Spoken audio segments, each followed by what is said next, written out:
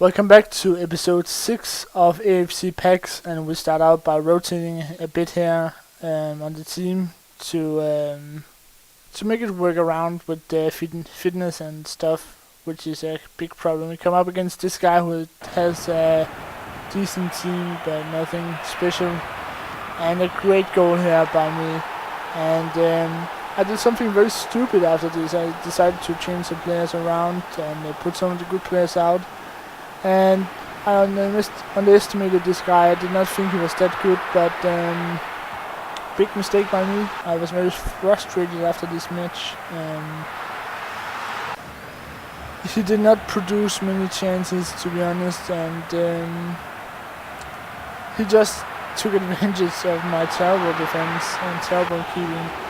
Here I tried to start out with just getting a quick attack, and he ends up scoring a very, very simple goal afterwards. And this is one of those matches where I'm starting to think that this is impossible to do with a pack team with such terrible chemistry. This sums up my whole match. It was just a mess. So we start this episode out by losing 5-1, which never is good. Come up against this guy, and to be honest, I was afraid of that Eto up front, but start out with some great chances here. Balotelli is a beast, and he scores the first goal in the match. But the guy comes back and makes it 1-1, and goes for the 2-1 in the end of the match. I fight to get back, and you hear me say that a lot. I fight to get back because that's what I'm doing, because I'm really struggling against these teams in Division 3, and decided to quick sell this guy, and I sold Cruz and Modric so I could afford a 15k pack. Decided not to go for the 25k, it would be too easy, so 15k and hoping for a defender. And that name I did not recognize, I did not know who that was, but I got Jonas Olsson from Sweden, a good center back, better than Richard Dunn, and I got Dirk Ite, who is seems to be a good player too. So put some fitness on my players and come up against this team, and a very pacey team, so I had to play my defense a bit low, and I start out with some good chances again.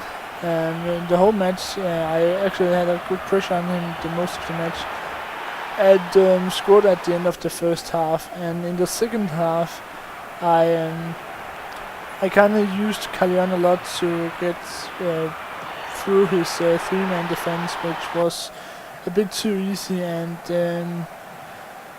I really had the grip on him. He did not produce many chances, and I had he started to play ultra attacking, which left some holes in here. I should have scored instead of trying to be a smart ass and do something great, and he ends up making the cross to the header.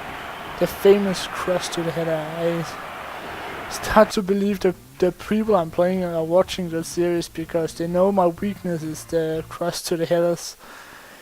So our next match is against this team, and again one of those guys where I felt he was not that good. I could easily beat him, and I got the goal almost here. As you can see, I have a lot of chances, and I really felt that I can easily beat this guy. And then I make some terrible mistake. I don't know why I reacted so slow, but he ends up scoring, and I became more frustrated than I was before, because these matches are playing the same day, and here I make another miss. And then I think it's probably his 5th chance he ends up scoring. So another defeat in this, and my coins bonus is dead. So come up against this guy with this team, and it wasn't that great, but look at this. I can't even commented it's so terrible. And I get a red card with Jonas Olsson, which kind of ruined the game for me. I had to put out a midfielder and replace with a centre back, and I really felt that I was one man behind. He scores to 2-0, and I started to think I must just get up and get at least 1 point so I can survive in the league. And Carrion with a great chip here, and I really started to think that that's a good sign.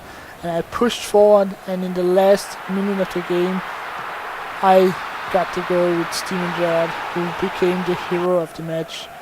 So I'm looking forward to the next episode.